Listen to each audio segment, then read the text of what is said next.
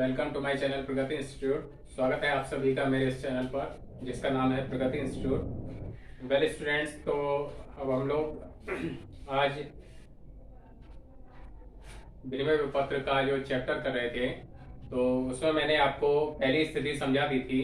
जब बिल की देय तिथि तक बिल का लेखक बिल को अपने पास रखे रहता है, तो उस स्थिति में क्या होता है वो मैंने आपको न्यूमेरिकल्स भी करवा दिए थे और वैसे भी आपको बता दिया था। तो आज हम लोग इसकी जो दूसरी स्थिति है, यानी विपत्र को बैंक से भुनाना, उसको समझते हैं। तो ऐसा क्या कब होता है?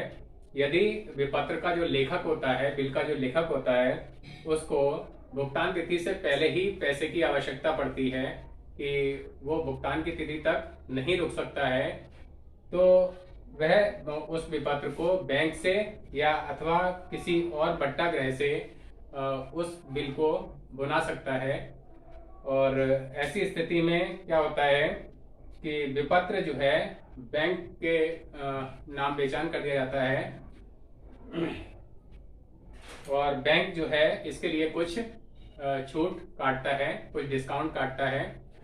तो इसका फायदा ये होता है कि विपत्र का जो लेखक होता है उसको बिल की राशि तुरंत मिल जाती है और जब भुगतान की तिथि आती है तो बैंक उस बिल को स्वीकर्ता के पास लेकर जाता है और बिल का जो स्वीकर्ता होता है वो बिल का पेमेंट कर देता है। तो इस स्थिति में दोनों ही पक्षकारों के यहाँ यानी लेखक और स्वीकर्ता के यहाँ क्या क्या एंट्रीज बनती हैं, तो उनको पहले समझ लेते हैं।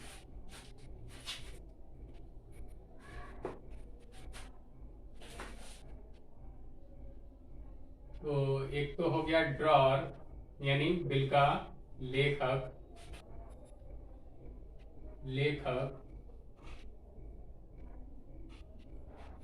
और दूसरा पक्षकार जो था वो ड्राई यानी स्वीकर्ता।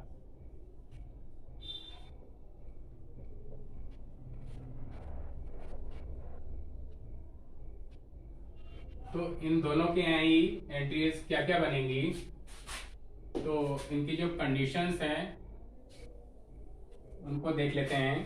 तो पहला है बिल को बैंक से भुनाने पर। अगर बिल को बैंक से भुनाया जाएगा तो दो स्थितियां हो सकती हैं, या तो बिल का जो रुपया है वो बैंक में ही जमा हो जाता है उसके खाते में लेखक के, और या बिल का जो रुपया है अगर नकद मिलता है तो वो इसकी दूसरी स्थिति होती है। तो पहली स्थिति में बिल को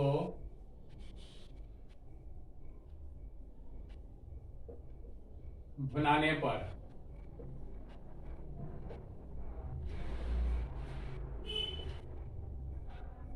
और इसका भी जो फर्स्ट पार्ट है वो अगर रुपया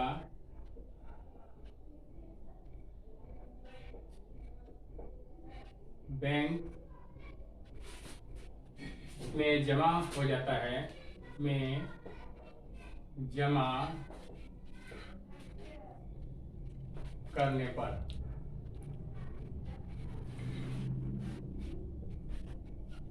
तो क्या एंट्री बनेगी इनके यहाँ?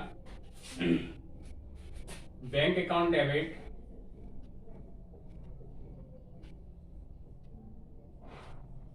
डिस्काउंट अकाउंट डेबिट हो जाएगा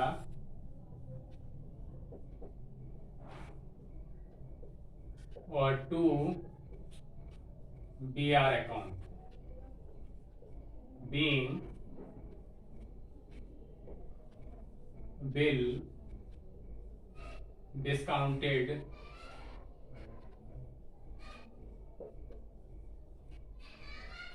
with the bank।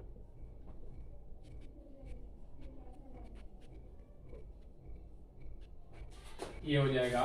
और इसके यहाँ स्वीकर्ता के यहाँ इसके संबंध में कोई भी एंट्री नहीं होगी, नो एंट्री। अब जो इसका सब पार्ट जो था 1 और अब इसका सब पार्ट है 2, अगर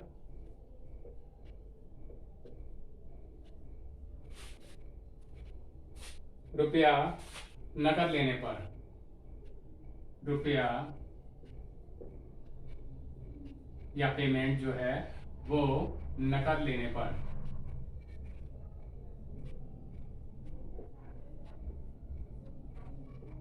तो एंट्री सेम यही बनेगी, बस बैंक की जगह पर कैश आ जाएगा। तो cash account debit, discount account debit,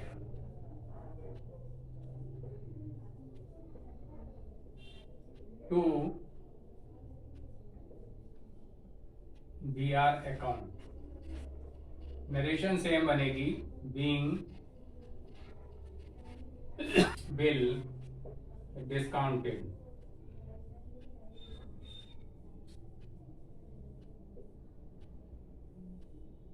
और इस संबंध में भी इधर कोई स्वीकर्ता के यहाँ, ड्रॉई के यहाँ कोई एंट्री नहीं बनेगी, no entry will be made. और इसके बाद देय तिथि पर बिल का भुगतान होने पर, कि जो इसका सेकंड पॉइंट है मेन वाला, देय तिथि पर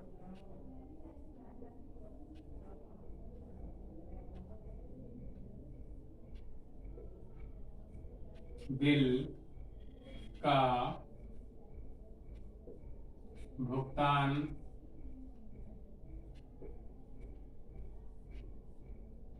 होने पर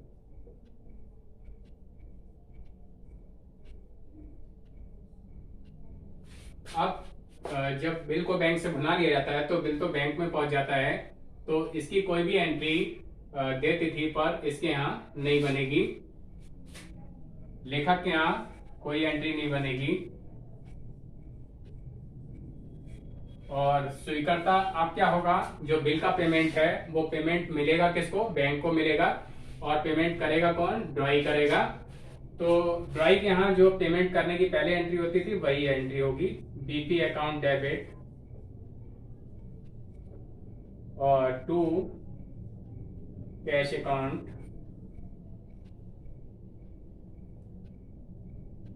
cash account being payment of the bill made।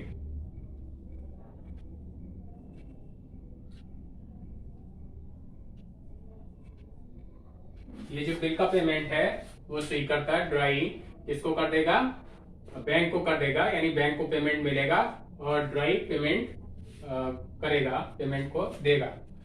तो ये एंट्रीज मैंने आपको बता दी।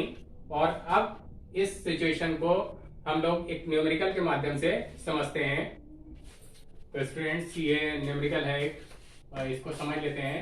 नीरज ने अखिलेश को 25 मई 2015 को 8,000 रुपए का माल बेचा तथा उसने अखिलेश पर 8,000 रुपए का 3 माह का एक विपत्र लिखा, जिसे अखिलेश ने स्वीकार कर लिया। नीरज ने इस बिल को 6% वार्षिक छूट पर बैंक से बना लिया। भुगतान की तिथि पर बिल का भुगतान हो गया और दोनों ही पक्षकार जो भी हैं, नीरज और अखिलेश, उनके यहाँ हम लोगों को आवश्यक प्रविष्टियां या जनरल एंट्रीज बनानी है। तो चलिए शुरू करते हैं इस क्वेश्चन को। तो स्टूडेंट्स इसके पहले 2 पार्ट कर लेते हैं, जो कि आपका कॉपी का ये लेफ्ट पेज होगा, ये राइट पेज होगा। तो इस पर हम लोग बनाएंगे in the books of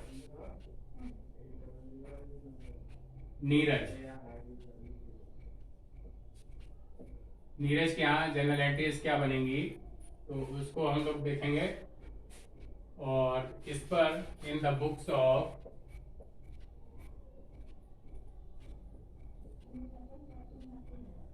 Akhilesh जो कि यहाँ पर परचेजर है, माल का क्रेता है, तो उसके क्या एंट्रीज बनेंगी वो हम लोग देखेंगे। पहले जनरल एंट्रीज के कॉलम बना लेते हैं। इसके यहाँ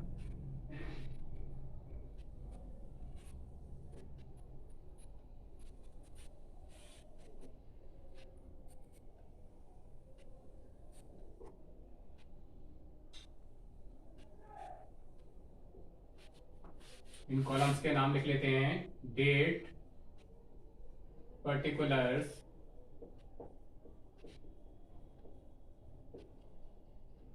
laser folio, amount debit, amount credit. अब इधर के भी कॉलम्स बना लेते हैं सेम इसी तरह से।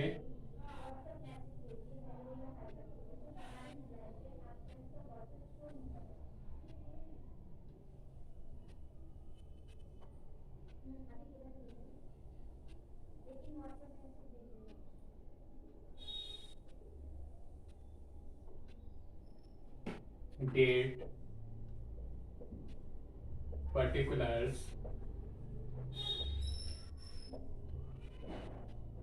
Laser folio, amount debit, amount credited हो गई। अब क्वेश्चन को देखते हैं। नीरज ने अखिलेश को 25 मई 2015 को 8,000 रुपए का माल बेचा। तो सबसे पहले तो माल को बेचने और खरीदने की एंट्री कर लेंगे। 25 मई 2015, 2015, 25 मई 25 लिख लेंगे और यहाँ पर एंट्री बन जाएगी Akhilesh debit, Akhilesh debited to sales account being goods sold to Akhilesh.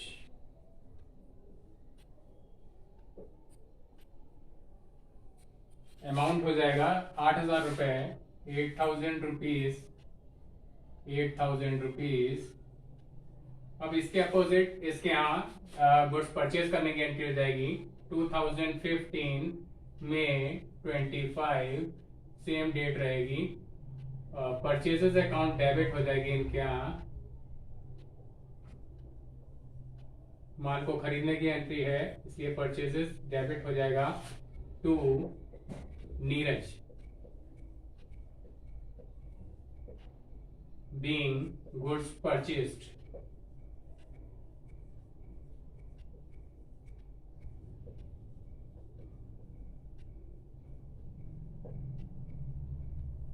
Amount 8,000 rupees, 8,000 rupees.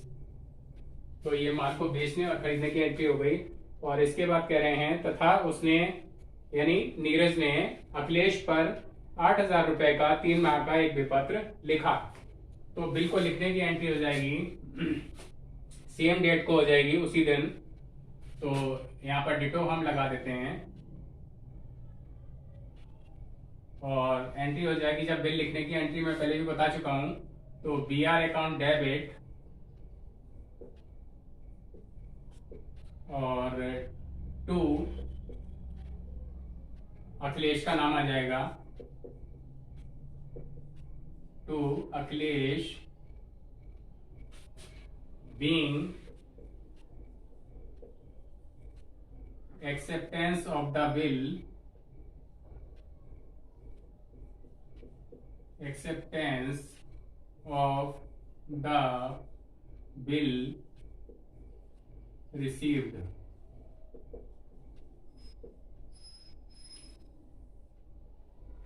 ₹8,000।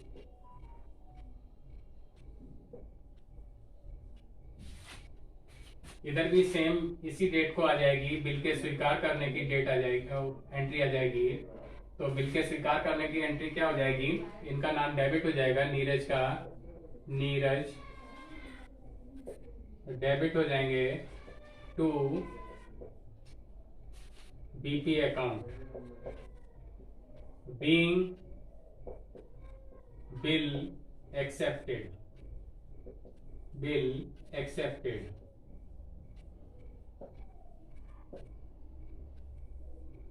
और अमाउंट फिर से वही 8,000 रुपीज।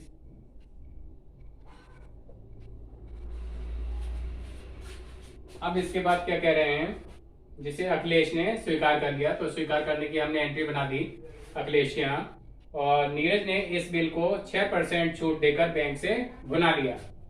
अब नीरज ने बिल को बैंक से बनाया है, तो बिल को बैंक से बनाने की एंट्री केवल इन्हीं क्या बनेगी, और इनके यहाँ इस चीज से कोई भी मतलब नहीं है, इनके यहाँ no entry will be made. तो अब हमको बनाते हैं इसको। अब चूंकि इसको हमें डेट तो बताई नहीं है, तो हम इसी डेट को बनाने वाली एंट्री भी कर देंगे, और इसकी एंट्री हो जाएगी बैंक अकाउंट डेबिट। जैसा कि मैं आपको बता चुका हूँ बिल को बैंक से बनाने की एंट्री, तो bank account debit discount account debit होता है, डिस्काउंट अकाउंट यानी बट्टा खाता भी डेबिट हो जाएगा to BR account being bill discounted with the bank.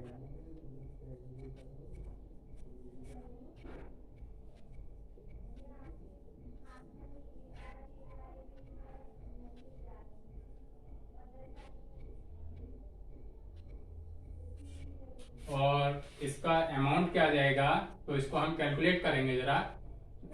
जैसे कि बिल का अमाउंट था हमारा 8000, ये हमारी रफ कैलकुलेशन है 8000, और हमारा रेट ऑफ डिस्काउंट था 6% पर एनम, तो 6/100 कर लेंगे। और बिल की जो अमाउंट, वो पीरियड जो था वो हमारा 3 मंथ्स का था, तो डिस्काउंट के लिए 3/12 हम कर लेंगे। जितना मंथ्स होते हैं उतने मल्टीप्लाई करके अपॉन 12 कर लेते हैं इसको। 2 0 से 2 0 हो गए, कैंसिल हो गया, 6 1 6, 6 2 12, और 2 से इसको काटेंगे, 2 1 2, 2 4 8 0, 40 दिया 120, 120 रुपए हमारा डिस्काउंट आ गया ये। और बिल हमारा था 8000 रुपए का, तो 8000 में से अगर हम 120 रुपए कम कर दें, 120 रुपए कम कर दिया हमने, तो ये हमारा बचेगा 2 8 10, 1 1 2 8 10, 1 7 8, 7880 रुपए ये हमारा यहाँ पर आ जाएगा। अब चूंकि ये हमारी रफ कैलकुलेशन थी, तो इसको हम मिटा देंगे, आप लोग अलग रफ पेपर पर करेंगे इसको। ये बैंक से बनाने की एंट्री हो गई, और इसकी कोई भी अपोजिट एंट्री जो है इसके यहाँ अखिलेश के यहाँ नहीं बनेगी, पहले भी बता चुका हूं मैं। और इसके बाद कह रहे हैं भुगतान की तिथि पर बिल का भुगतान हो गया, तो बिल का भुगतान, अब चूंकि बिल हमारा बैंक से बनाया जा चुका है, तो बिल बैंक के पास पहुंच चुका है, और बिल बैंक के पास है, तो इसका पेमेंट किसको मिलेगा, बैंक को मिलेगा। इसका लेखक से अब कोई भी संबंध नहीं रहा, और बिल का पेमेंट कौन करेगा, अखिलेश करेगा। तो अखिलेश के यहाँ बिल का पेमेंट करने की एंट्री हम करेंगे। तो सबसे पहले तो हम ड्यू डेट को कैलकुलेट करेंगे। मई 25 को लिखा गया है ये बिल, तो इससे आगे हम 3 महीने और 3 दिन आगे गिन लेंगे। 3 दिन कौन से, डेज ऑफ ग्रेस, वो गिने जाएंगे। तो 25 मई के बाद 25 जून, 25 जुलाई, 25 अगस्त, 25 अगस्त आई हमारी, और उसके बाद 3 दिन हम डेज ऑफ ग्रेस अगर जोड़ लें तो 28 अगस्त हमारी ड्यू डेट हो गई, अगस्त 28 ये हो गई। और इस डेट को हम पेमेंट की एंट्री कर लेंगे, जो कि हमारी बनेगी बीपी अकाउंट डेबिट, और टू कैश, जैसी हम लोग पहले बनाया करते थे वैसी ही सेम बनेगी, being payment of the bill made, payment of the bill made. और बिल की जो अमाउंट है वही 8000 रुपए रहेगी। फिर से एक बार बता दूं कि इसका बिल के पेमेंट की एंट्री कोई भी नीरज के यहाँ नहीं बनेगी, लेखक से इसका कोई भी मतलब नहीं होता है। तो ये एक न्यूमेरिकल था जिसको मैंने आपको करके बता दिया। उम्मीद है आप लोगों ने अच्छे से समझ लिया होगा। तो इस वीडियो को आप लोग देख लें शुरू से आखिर तक, और बार बार चलाकर देख लें, जिससे आपको पूरा ये समझ में आ जाए। इससे रिलेटेड 2-3 न्यूमेरिकल्स मैं अपने नेक्स्ट वीडियो में भी आपको समझाऊंगा, जिससे कि आपको और अच्छे से क्लियर हो जाए। तो अगर अब तक आप लोगों ने मेरे इस चैनल को सब्सक्राइब नहीं किया है तो सब्सक्राइब कर लें, जिससे कि आपको सभी नोटिफिकेशन समय से और सबसे पहले मिल सकें। नए वीडियोस की जानकारी आपको सबसे पहले मिल सके। इन वीडियोस को फ्रेंड्स और क्लासमेट्स के साथ अवश्य शेयर करें। और अगर इस न्यूमेरिकल में या इससे पहले के दो वीडियोस मेरे और भी हैं, तो उनमें भी अगर आपको कोई प्रॉब्लम है, कोई चीज नहीं समझ में आ रही है, तो आप नीचे कमेंट बॉक्स में लिखकर पूछ सकते हैं या इंस्टाग्राम पे भी फॉलो कर सकते हैं। तो अपने इस वीडियो को मैं यहीं पर एंड करता हूँ। Thank you.